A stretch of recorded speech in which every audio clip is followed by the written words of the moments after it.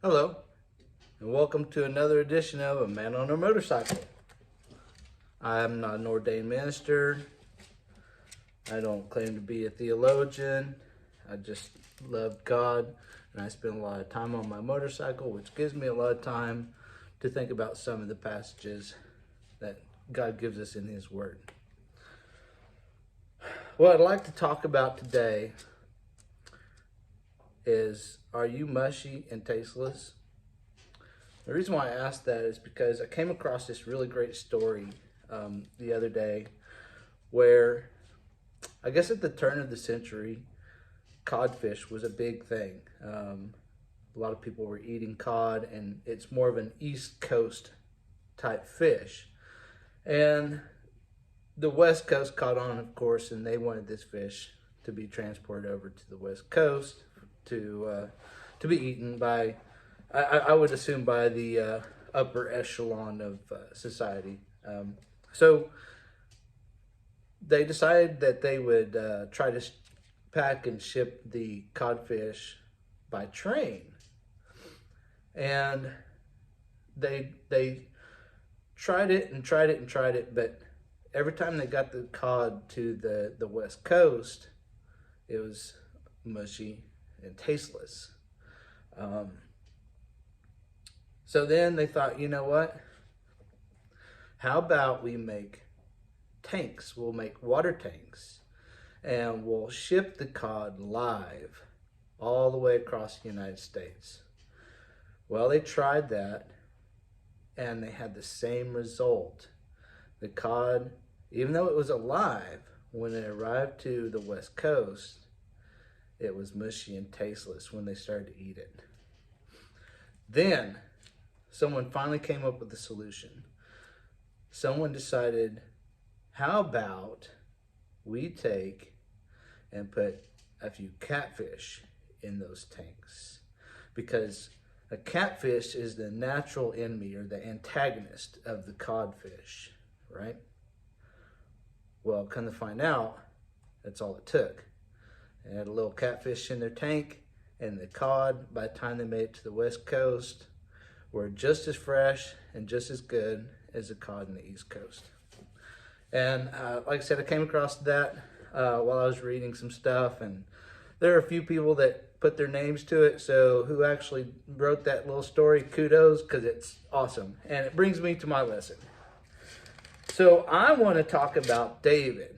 I want to start in 1 Samuel chapter 18, where it says, Saul was very angry. Time out, let me see where I'm at. Yeah, Saul was very angry because the armies and the people of the city were praising David because, Saul had slain thousands of men, but they were saying David had slain tens of thousands of men. So he was jealous of him, right? So, and then it says here, the next day, an evil spirit from God came forcefully upon Saul. He was prophesying in the house while David was playing his lyre, as he usually did. Saul had a spear in his hand, and he hurled it, saying to himself, I'll pin David to the wall. But David eluded him twice. Why do you say twice? Because that was that was 1 Samuel 18, chapter 10 and 11. Why is it twice? Because if you flip the page, in the next chapter, 19, it says in here, I gotta find my verse.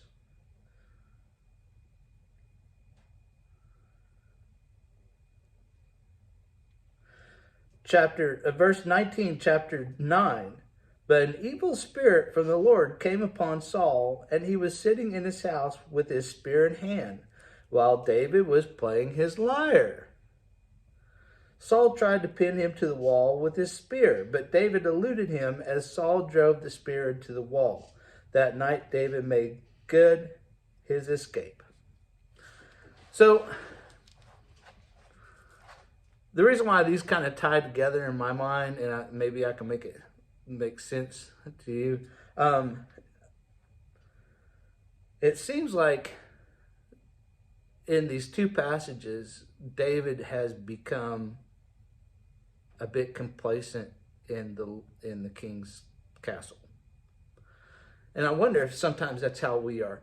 Are there some times that we find ourselves maybe a little too complacent in the king's castle?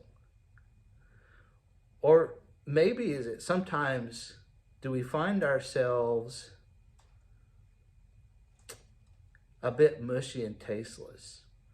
And the reason why I say that is because how many times do we kind of imprison ourselves, even in our own minds, with certain things that are frustrating or things that we can't change? Like maybe the loss of a loved one.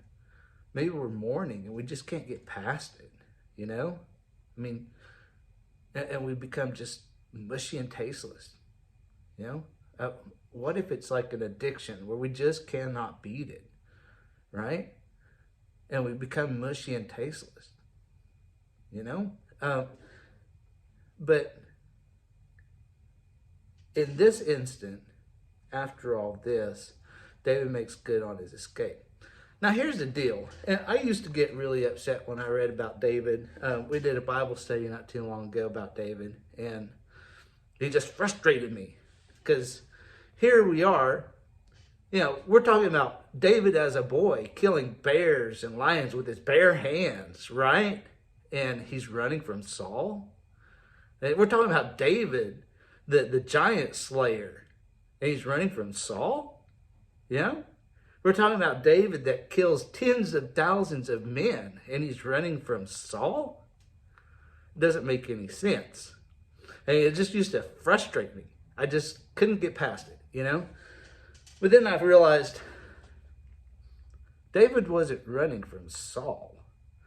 David didn't fear Saul. David feared God.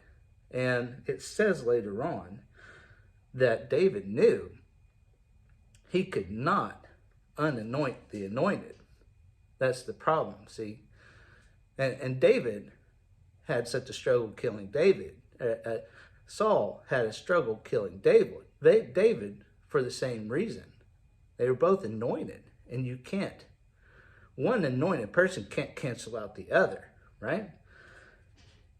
So what I'm talking about here today is that God noticed that David was possibly getting a little bit too complacent, a little more mushy and tasteless in the king's castle. Now, the funny thing about David is, if you think about it, when he was anointed by Samuel, it says that God's Spirit came upon him. Man, I could just imagine, you know, David being out in the field, in the pasture, tending to his flock and being visited by God. I know that's not in the Bible, but it's just what my mind thinks, you know, and it almost seems like there may have been a time here where, you know, everything was easy for David, you know. They sent him out to battle, he won. You know, he was like the golden child. He couldn't do anything that seemed like everything worked out for his favor. And I think that's why God sent this big old catfish named Saul. And I think sometimes we get sent catfish. But here's the deal. Here's the difference. We are children of God. God has given us something called choice and free will. So if we don't want to, we don't have to acknowledge the catfish that's in our tank. We can sit there, we can get mushy and tasteless, and we can be lukewarm. Remember that passage? It's in Revelation, right? Revelation 3:16, I think. Yeah, I'll go back 15. See, it's in red, so that means Jesus said it. If it's in red, it's Jesus. And it says, Revelations 3:15 says, I know your deeds, and you are neither cold nor hot. I wish you were either one or the other. So because you are lukewarm, neither hot nor cold, I am about to spit you out of my mouth. So back to the catfish thing. I think sometimes whenever we get into that situation, if we don't acknowledge our catfish, then God just adds another one. And he continues to add them. And then sometimes they may even be passed on to your children. It's called generational curse. It's also in the Bible.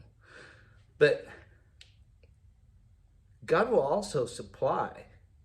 Because what happened to David was, yeah, he fled from the castle and he found himself in a cave.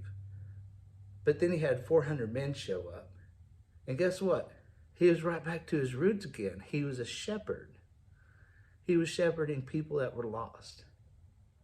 And he's building his kingdom. And remember, like I said, David didn't flee because he was afraid of Saul. David fled because he was afraid of, he feared God. And he knew that, God had a purpose for him. God has a purpose for you.